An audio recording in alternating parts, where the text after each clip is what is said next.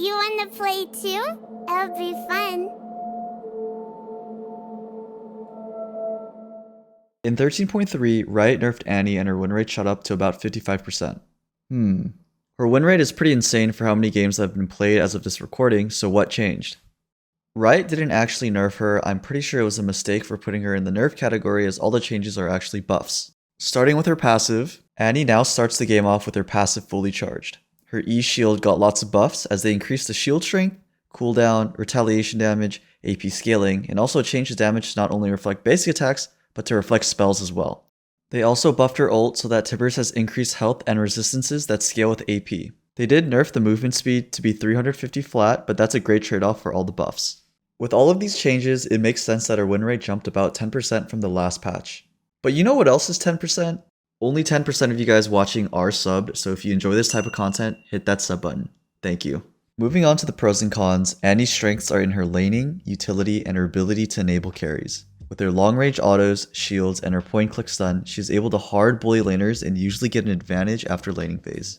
Her utility allows her to engage and catch out enemies very reliably, as Annie can instant flash R or flash Q to guarantee a stun.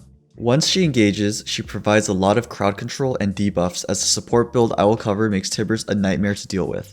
With the same build and buffs to her shield, you are also able to enable your carries to really pop off.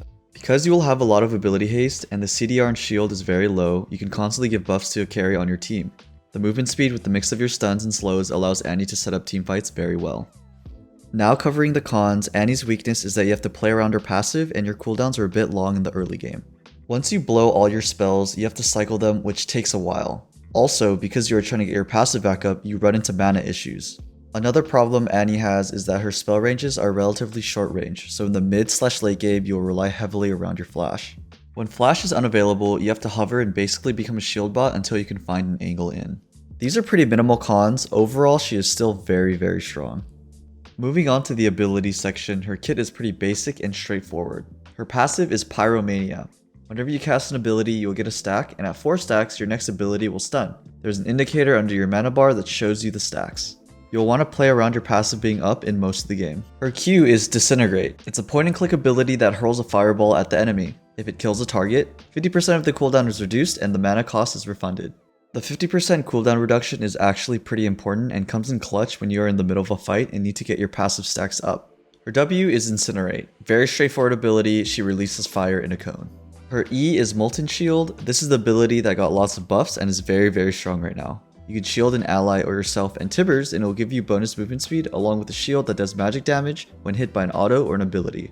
It's important to know that if you do shield yourself, you and Tibbers will automatically get it, so Tibbers does not need to be in shield range. Her ultimate is Summon Tibbers. You summon Tibbers instantly dealing magic damage where you drop him, and once he is alive you can click R to move him around. He has a flame aura which makes enemies around him take magic damage, and you can control him to auto champions. When he is first summoned or when someone is stunned with your passive, Tibbers gains a burst of movement speed for 3 seconds. There's a circle that shows the range of where you can command him, and once he goes out of that circle, he'll teleport back to you. If Annie dies while Tibbers is active, he will heal 50% of his missing health, gain movement speed for 10 seconds, and attack the champion that killed Annie. For the skill order, you should max E, W, then Q. I tried having 3 points in Q and then E max, but Annie's shield is super strong right now, so it's always worth maxing. Molten Shield makes it super easy to take good trades in lane because of the damage reflect and the shield itself. Moving on to the runes now, there are 2 keystones that work best with Annie. The first one, which I prefer and use all the time, is Airy. Airy works really well with Annie's kit because your shield is super low cooldown, so you can trigger Airy a lot. It basically adds more stats to your damage and shield itself. For the rest of the runes in the sorcery tree, I like taking Mana Flow Band to help with Annie's mana issues, Transcendence for the ability haste, and Scorch for the extra damage in lane. You can switch out Transcendence for Celerity because Annie utilizes the extra movement speed a lot with Shurelya's, but it's just preference. For secondary, I like taking Biscuits and then Cosmic Insight. Cosmic Insight making your flash go from 300 seconds to 210 seconds is huge, as Annie's playmaking potential relies heavily on flash. And then for these runes, I like going double adaptive and then either MR or armor depending on the matchup bot. The second keystone that people take on Annie is Glacial Augment. You would only be able to proc this when you have stun up, but it provides more utility than overall stats compared to Airy due to the slow. For the runes in this tree, I would take Stopwatch, Biscuits, and Cosmic Insight. I think in this part of the tree, you could probably switch out Perfect Timing for Hex Flash, but everything else is best in slot. For the secondary tree, I like going Sorcery and taking Mana Flow Band and Transcendence. You could probably take Resolve secondary or something in Domination as well when you run Glacial, but I think if you have Airy, the best secondary is Inspiration because of Cosmic Insight. In Pro Play, Annie is already being picked as support in the 2023 Spring Split, and the pros are split between 60% Glacial and 40% Airy. Moving on to the items now, support Annie's core build is Shurelya's, Rylai's, and Oblivion Orb depending on if the enemy has a lot of healing. Shurelya's is the best mythic because there's no other item that will spike you as hard for as cheap. Your kill pressure significantly increases as you not only gain another tool to catch out the enemies, but you can also bring your team to them. You can also trigger Shurelya's passive of granting you and your ally movement speed often because of how low cooldown Molten Shield is.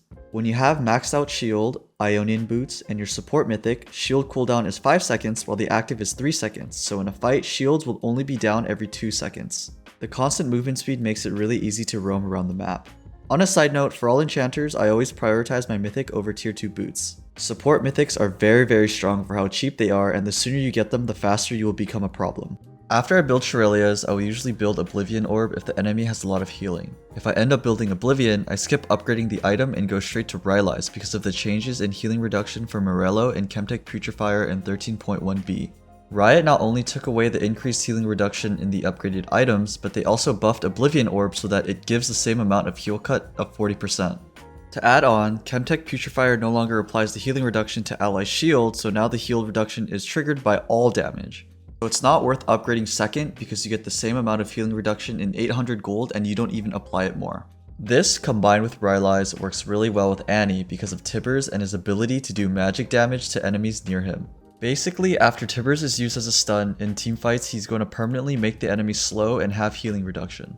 So typically my build order in drafts where I would need heal cut would be buying tier 1 boots, Shurelya's, upgrading tier 2 boots, Oblivion Orb, Rylai's, and then third item I would upgrade my Oblivion Orb to Chemtech Putrefier. It's worth upgrading third because games will typically finish before you usually build another full third item. After that, you can get any Forbidden Idol item, just anything that would work well with your team. In the end, your build should look something like this, with these being your core and flexing any of these items. In the laning phase, you should always be looking to hit level 2 in most matchups because of Annie's auto attack range. You outrange most of the meta ADCs and supports, so getting lane priority is not a problem. Always look to hit the enemy or the minions at the start of lane. Throughout the laning phase, you should constantly try to auto the enemies and punish misspacing with your stun. Always throw out an auto if you do stun them. You can safely auto for the duration of the stun and not get punished. Be mindful of getting minion aggro when you do auto the enemy. You can drop aggro if you walk into a bush. When the enemy laner trades abilities with you or your ally, shield yourself or them to win the trade. A big reason why Annie is so strong right now is because you win out on most trades because of your E. Not only do you mitigate damage, but the enemy also takes damage as well. You proc Airy, Mana Flow Band, and the trade with your shield counts as a Spell Thief stack, which is one of the main reasons why Annie is so strong in lane. If you play aggressively while taking good trades, which is super easy when all of your abilities are up, you stack your Mana Flow Band and Spell Thieves very fast, which accelerates you to scale.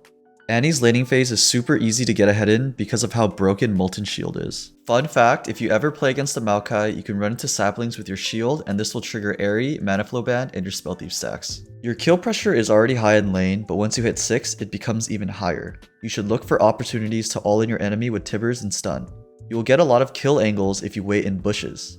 Even with Kindle Gem and Bandle Glass Mirror, you still do a lot of damage. Here's a clip of me soloing a Jinx that's a level up from me.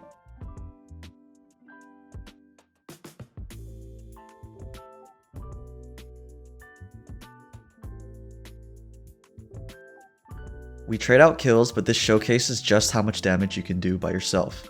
Teamfighting as Annie is going to be relatively simple. You'll always want to look to flash R carry or a lot of people, but if that's not possible, you'll be looking to permanently shield a carry and speed up your team with Shurelya's while throwing out stuns whenever it's available. You want to hover in the back and wait for your cooldowns and then dip back into teamfights when they are available. Keep in mind, Annie's range is super short, so you want to find that sweet spot where you are far enough to be safe, but not too far so that you won't be able to get back into the fight. Shurelya's passive helps a lot with this because of the movement speed. Moving on to the first tips and tricks, always be mindful of being able to utilize Tibbers when he's on the field. You can control where he's moving by pressing R and clicking an area.